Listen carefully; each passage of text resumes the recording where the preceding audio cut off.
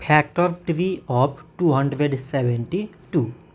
So 272, it can be written as 2 times 136.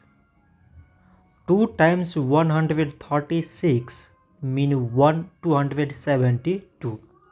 So now 136, it can be written as 2 times 68. 2 times 68 mean 136. 68, it can be written as 2 times 34.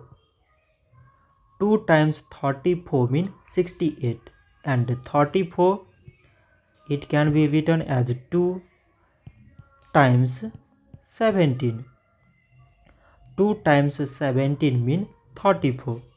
So now we select the prime numbers in all these numbers. So prime numbers are 2, 2, 2, 2 and 17.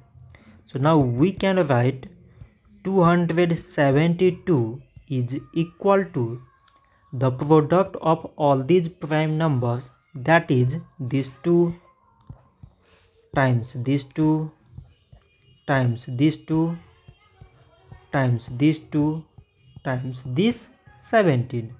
So this much for today, and thanks for watching.